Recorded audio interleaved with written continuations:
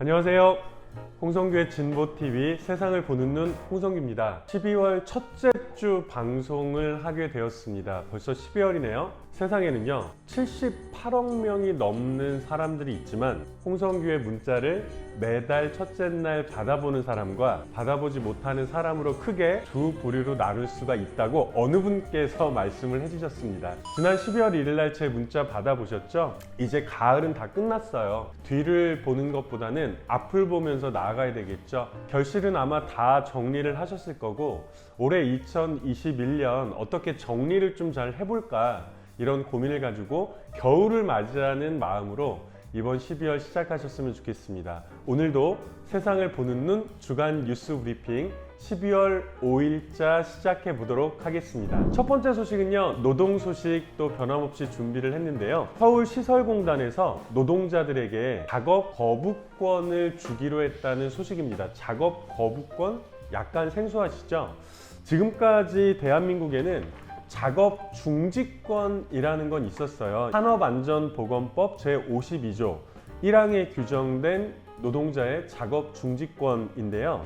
위험으로부터 노동자가 자신의 생명과 안전을 스스로 지킬 수 있도록 하는 최소한의 장치입니다. 하지만 다들 예상하시겠지만 현장에서 작업 중지권을 사용하기는 사실은 굉장히 쉽지 않죠. 왜냐하면 노동자들은 대부분 현장에서 을의 위치에 있기 때문에 갑인 사용자로부터 당할 여러 가지 불이익이 걱정되기 때문입니다. 2020년에 한국에서 산업재해로 사망한 노동자는 무려 모두 882명이라고 합니다.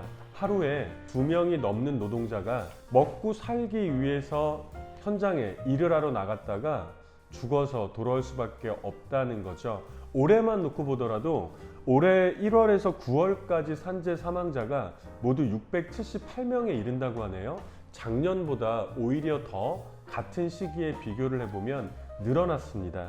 사실은 이 원인을 보면 지난번에도 제가 설명드린 것처럼 추락이라든지 기계에 끼었다든지 이런 말도 안 되는, 사실은 이런 것들을 굉장히 좀 후진국형 산업재해 이렇게 이야기를 하는데요.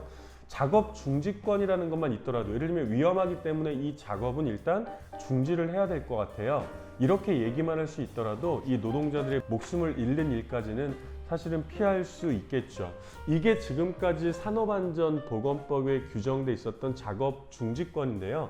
작업 거부권은 이거보다 한 단계 나아갔다는 평가를 받습니다. 그래서 서울시설공단에서는요, 시설 점검이나 보수, 정비 작업할 때 노동자들이 위험하거나 안전하지 않다고 판단할 경우에는 작업 실시 전이나 작업 도중에 언제든지 하던 일을 중단하고 관리자에게 통보하는 방식으로 작업 거부권을 행사할 수 있도록 했습니다. 굉장히 좋은 일이죠.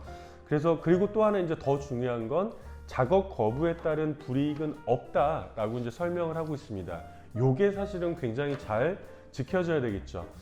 노동자가 작업 거부권을 행사를 하면 해당 부서에서는 1차로 심의를 하고 만약에 이 거부가 좀 부당하다 그럼 바로 작업을 재개할 수 있고요.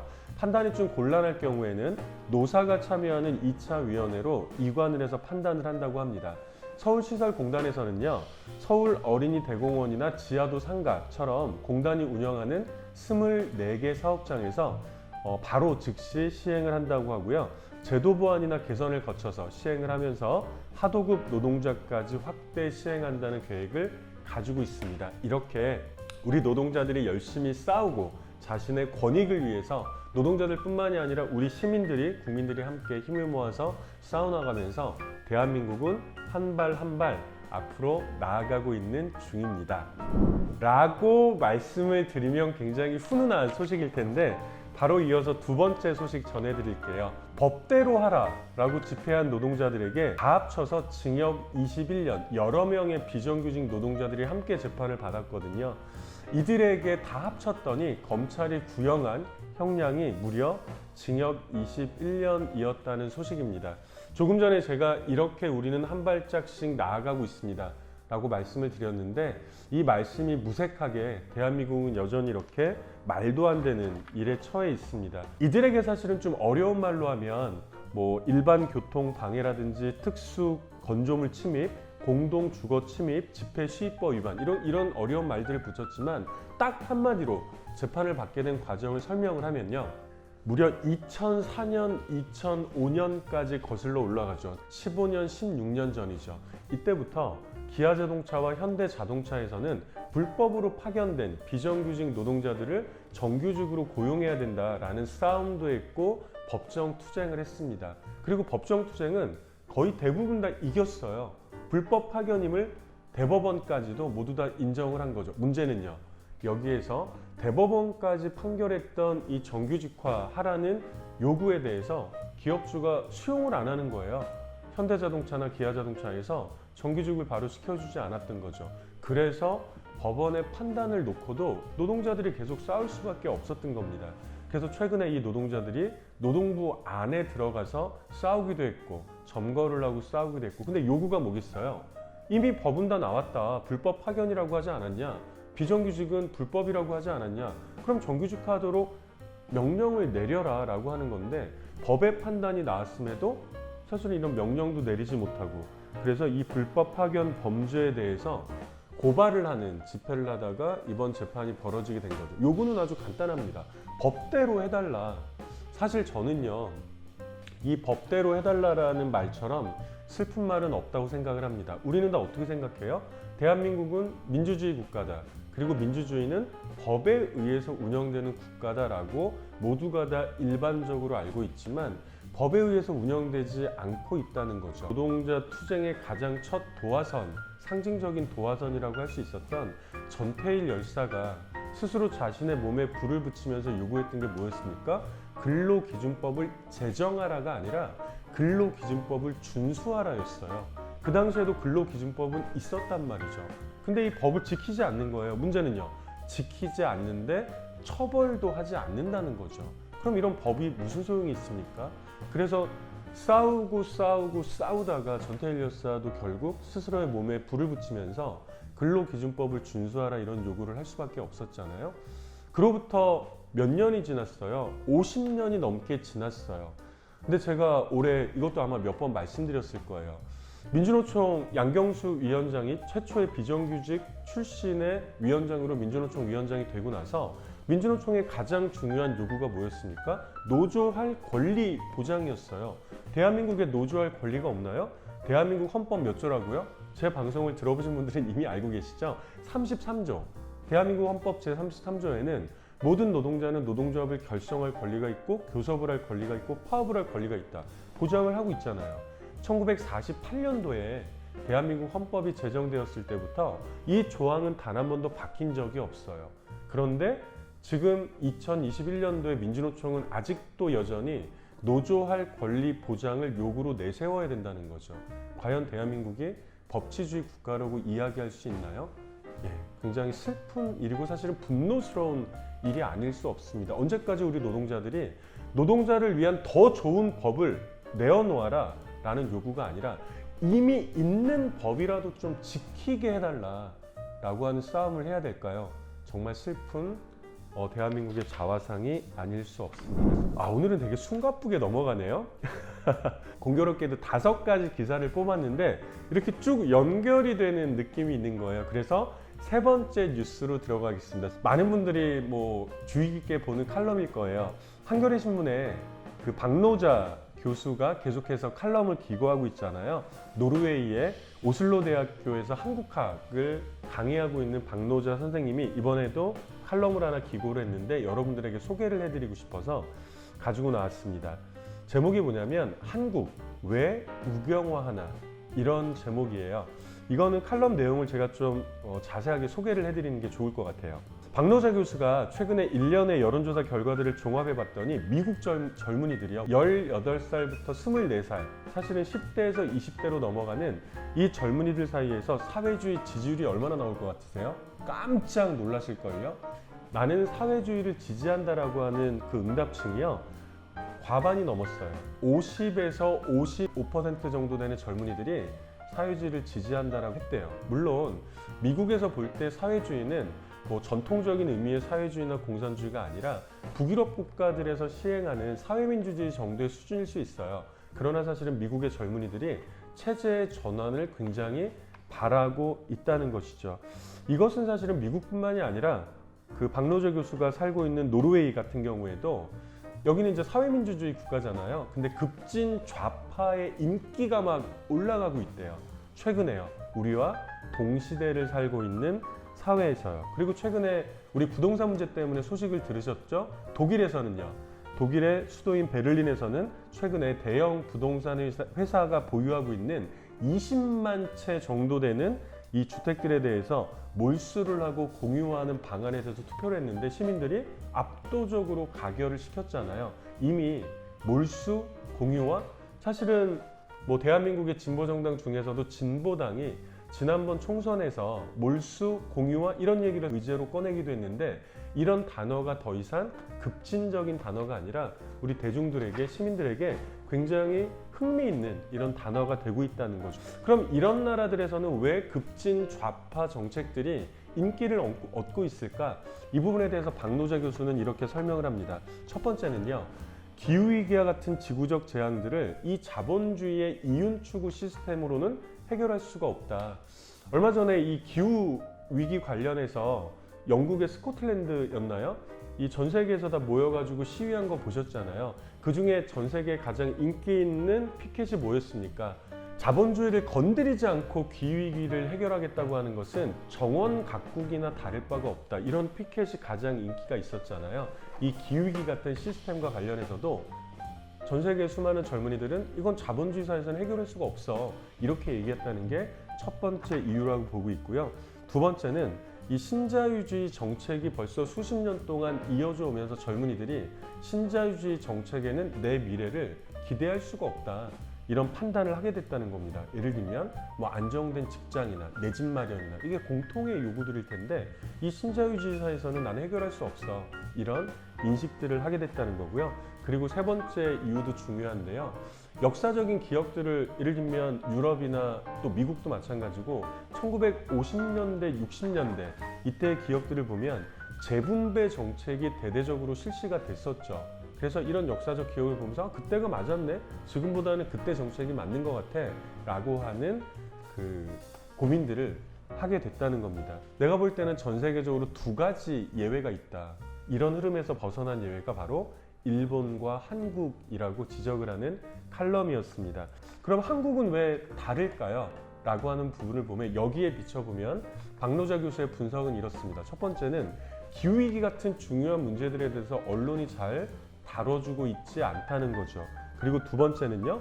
예를 들면 부동산 문제라든지 그리고 뭐 일자리, 좋은 일자리 문제라든지 이런 부분에 대해서 한국의 언론들이 그 분석하고 대응하는 대부분의 요구들이요. 뭐 진보 정권 탓이라든지 귀족 노조 탓이라든지 이런 식으로 말도 안 되는 부분으로 호도하고 있다는 거예요. 그리고 마지막 세 번째로는 한국에서는 진보 정권이 집권을 해본 적이 없다는 거죠. 예를 들면 진보당 같은 정당에서 집권을 했을 때 사회적으로 어떤 변화가 올 수 있는 거에 대해서 우리는 경험해 본 바가 없다는 겁니다. 박노자 교수의 분석이나 대안이 다 옳은 것이냐라고 하는 부분을 떠나서 이로부터 우리는 사실 몇 가지 교훈을 얻을 수 있죠. 첫 번째는 뭐겠습니까? 예를 들면 대한민국의 기득권 세력이라든지 주요 언론들이 호도하고 있다라고 하는 부분을 우리 입장으로 가지고 오면 우리의 힘을, 진보적인 고민을 갖고 있는 사람들의 힘을 어떻게 좀 더 키워나가야 될 것이냐라는 고민이 되겠고요. 제일 마지막에 대한민국은 진보 집권이 이루어진 적이 없어.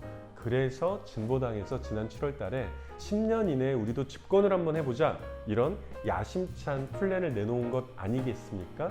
이 고민들이 잘 이어질 수 있도록, 실현될 수 있도록 우리 모두의 노력이 정말 필요하겠죠. 오늘은 제가 숨 돌릴 틈이 없네요. 왜? 여기에서 네 번째 소식으로 이어지거든요. 그래서 네 번째 소식은요. 진보당의 대통령 후보 김재현 후보가 얼마 전에 언론 인터뷰 안에서 정의당 심상정 후보에게 진보 단일화를 제안했다는 소식입니다. 지난 11월 3일이에요. 11월 3일 날 KBS 라디오 주진우 라디오에 출연했던 김재현 후보가요. 이렇게 얘기했죠. 기득권 보수 양당 체제를 넘는 게 시대적 사명이고 이것은 진보 정치의 단결로부터 시작이 된다. 그래서 5개의 진보정당은 이미 민주노총과 대선 공동 대응 기구를 꾸렸는데 여기에 참여하고 있는 진보당은 진보 후보 단일화까지 적극적으로 추진하겠다. 예를 들면 공동의 정책을 약속을 하고 이런 걸 넘어서 후보 단일화까지 추진하겠다라고 하는 적극적인 입장을 밝혔다는 겁니다.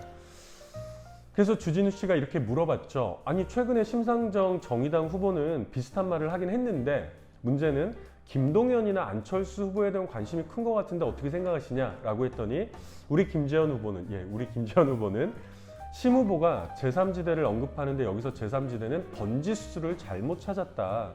국민의힘과 통합에 실패한 안철수 후보라든지 더불어민주당 정권에서 부총리까지 했던 김동연 후보 말고 이 기득권 양당 체제를 넘겠다는 의지가 참이라면, 사실이라면 진보당의 김재현 후보부터 만나야 되는 거 아니냐.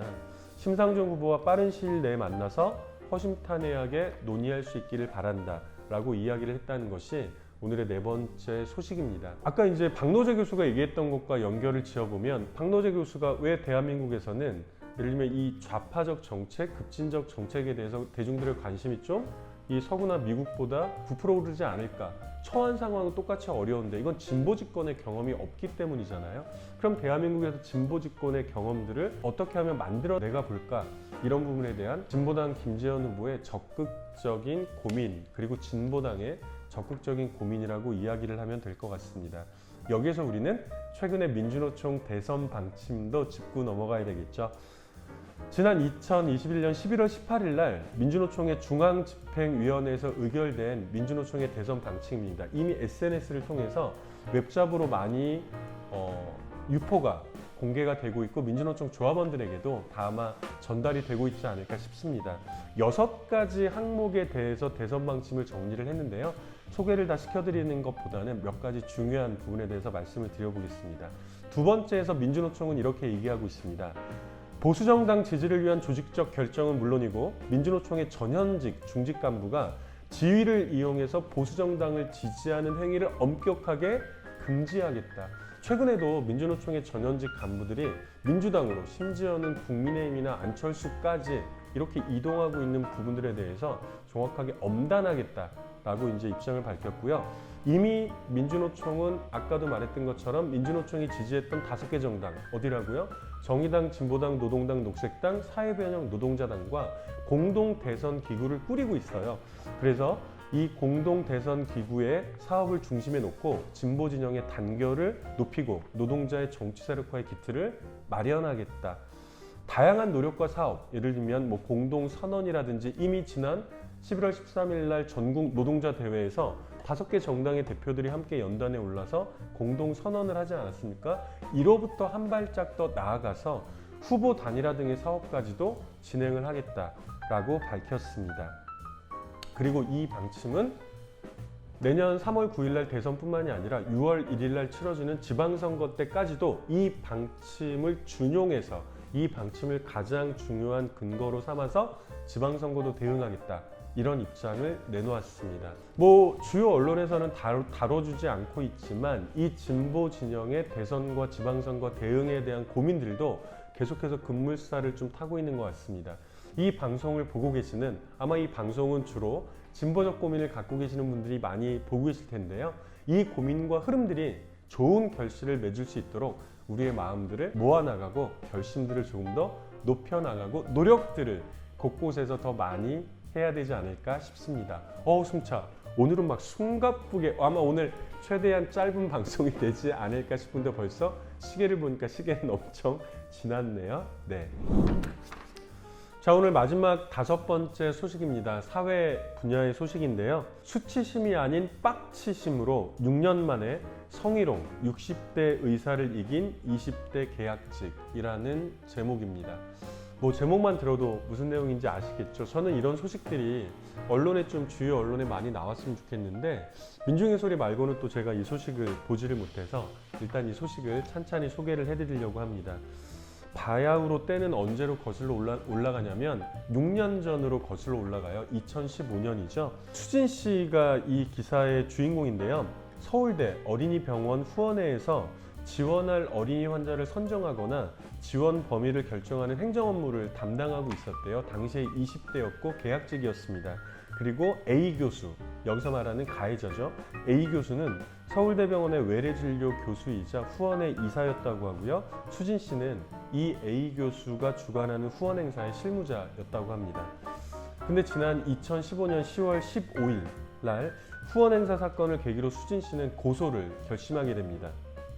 A 교수가 그날 행사를 망쳤다는 이유로 이 수진 씨를 VIP 방으로 불러가지고 나뭇가지로 수진 씨의 엉덩이를 폭행을 했습니다. 일단 여기서부터 빡치기 시작하죠. 이게 있을 수 있는 일입니까? 근데 뭐 여기서 그치지 않죠. 뭐 제가 읽기에도 좀 굉장히 좀 분노스러운데요. 이 교수는 수진 씨의 몸을 위아래로 훑으면서 네 다리가 가늘고 새하얗다. 화이트닝 크림을 바르냐? 몸에 잔털을 쉐이빙하냐? 너 요즘 남자친구가 생겼냐? 왜 이렇게 살이 쪘냐? 일도 제대로 안 하고 정신은 다른 데 팔려 있지? 이런 뭐 미친 거 아닙니까? 이런 발언들을 했고 수진 씨는 고소를 결심을 하게 됩니다. 뭐 차 안에서 동의 없이 뭐 몸을 만지기도 했다고 하네요. 아 진짜 읽고 있는 제가 완전히 빡치네요. 근데 문제는요. 고소를 했는데 1심, 2심에서 다 졌어요. 이 A 교수에게 무죄 판결이 나온 거죠. 제가 보면서 사실은 더 열받았던 건 뭐냐면 이 재판부였는데요. 심지어 이 1심 재판부는 성추행 가해자라고 인정을 하지 않은 걸 넘어서 수진 씨의 진술에 따르면 선고 직후에 재판부는 이 A 교수한테 뭐 교수 같지도 않은 이 교수한테 이렇게 얘기를 했다고 합니다. 훌륭한 일을 많이 했는데 힘든 일을 겪어서 안타깝게 생각한다. 앞으로 좋은 활동을 계속해달라라는 취지의 말을 했대요.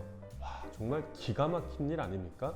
대한민국 법원이 이렇습니다. 아까도 제가 두 번째 소식으로 이 법대로 해달라는 비정규직 노동자들에게 도합 21년을 구형한 검찰의 만행을 제가 고발을 했는데 검찰뿐만이 아니라 대한민국 법원도 사실은 굉장히 뭐 예전에 사법농단 이런 것뿐만이 아니라 굉장히 문제가 많죠. 법원에서 이렇게 1심, 2심에서 무죄를 판단해 주니까 이 A 교수가 어떻게 합니까? A 교수는 이 수진 씨를 거꾸로 수진 씨와 수진 씨의 증언자들에게 무고죄, 위증죄, 증거 변조 등 혐의로 고소를 거꾸로 역고소를 하면서 2차 가해를 시작했던 것이죠. 이 A 교수의 맞고소 소송들이 거꾸로 이번 승리까지 오는 데는 또 발판이 되기도 했습니다. 왜냐하면 1심, 2심에서 수진 씨가 지고 나서 검찰이 항소를 하지 않으면서 대법원까지 가지도 못하고 그 사건은 끝났어요. 근데 이렇게 A 교수가 다시 역고소를 하고 그리고 수진 씨도 이제 민사 고소를 하기 시작했거든요. 이 판결의 결론은 수진 씨가 했던 민사 고소에 1심, 2심은 졌고 대법원까지 갔을 때 판결에서 이겼다는 거거든요. 그 시간이 무려 6년이 걸린 거예요. 대법원에서는 최종적으로 지난달 25일 날 수진 씨의 말이 옳다라고 손을 들어줬습니다. 수진 씨가 진술했던 피해 전반에 대해서 사실상 다 인정을 했던 것이죠. 수진 씨한테 물어봤어요. 어떻게 이렇게 힘든 싸움을 해올 수 있었어요? 거기에 대해서 수진 씨는 이렇게 얘기를 했죠. 화였습니다. 화가 나는 거잖아요. 제목에서도 수치심이 아닌 빡치심 이렇게 얘기를 했는데 잘못한 사람이 벌을 받아야 된다는 이 당연한 상식이 무너진 사회에서 수진 씨는요 너무 분노스러워서 한겨울에도 얼음물만 먹을 정도로 이 화가 치밀어 올랐다고 합니다. 아무리 생각해도 화가 제 에너지였어요. 화를 불태우면서 몇 년을 살았죠. 그때는 따뜻한 것도 못 먹었어요. 한겨울에도 몸이 너무 더워서 얼음물만 마셨습니다. 울다 쓰러진 피해자를 기대했다면 저는 아닙니다. 운다면 제가 울었다면 분해서 울었던 것뿐이었습니다. 라고 이야기를 했습니다. 아 정말 수진 씨한테 저는 박수를 보내주고 싶어요. 우리도 사실 살면서 그런 판단의 기로에 놓일 때가 있죠. 이게 맞는데 이 맞는 길을 가기 위해서는 정말 힘들 것 같아. 내가 그냥 접고 말지 뭐. 사실 이런 경우도 많이 있잖아요. 수진 씨도 이 재판을 이어나가면서 주변에서 수많은 다른 피해자들의 소식을 또 접했다고 합니다. 저도 그런 일이 있었어요. 근데 저는 싸우지를 못했어요. 라고 하는 이야기를 들으면서 거꾸로 수진 씨는 내가 그러면 또 이들을 대표해서 끝까지 가봐야 되는 거 아니야? 라고 얘기를 했다고 합니다. 어떤 사람들은 이런 사람들을 프로 불편러라고 얘기를 하기도 하죠. 저는 굉장히 소중한 사람들이라고 생각을 합니다. 우리 모두에게 익숙해진 아니면 말도 안 되지만 상식적이지 않지만 익숙하다는 이유로, 관습이라는 이유로, 관례라는 이유로 그냥 지나쳐가는 일들에 대해서 하나하나 문제를 제기하는 사람들이 저는 우리 사회를 조금씩 바꿔나가는 사람들이라고 생각을 해요. 여러분도 동의하시죠? 그런 의미에서 진보당, 우리 당원들은 다 아마 프로 불편러가 아닐까 싶은데요. 저는 그것이 굉장한 우리의 뭐라 그럴까요? 훈장이라고 할까요? 아니면 우리의 역할이자 사명이라고 할까요? 그런 고민도 가지고 있습니다. 수진 씨 정말 열심히 잘 싸워주셨고요. 정말 고맙다는 말씀 드립니다. 그리고 이 순간에도 수많은 현장에서 불이익과 불편을 겪고 있는 수많은 분들이 용기를 잃지 말고 계속해서 한 발 한 발 쌓아 나가면 오늘 가장 먼저 소개해드렸던 작업 거부권 이런 것들까지 계속해서 우리는 한 발 한 발 앞으로 나아갈 수 있다고 생각을 합니다. 오늘 이렇게 5번째 소식까지 전해드렸습니다.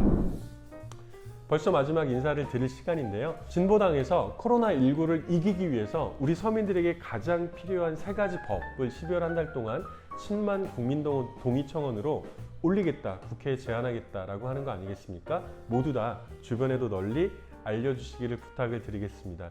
이제 정말 2021년 마지막 한 달이 남았습니다. 우리 모두 이 한 달을 잘 마무리를 하면서 올 한 해도 잘 결실을 맺는 그런 12월 달이 되었으면 좋겠습니다. 저는 다음 주에 12월 둘째 주에 뵙겠습니다. 고맙습니다.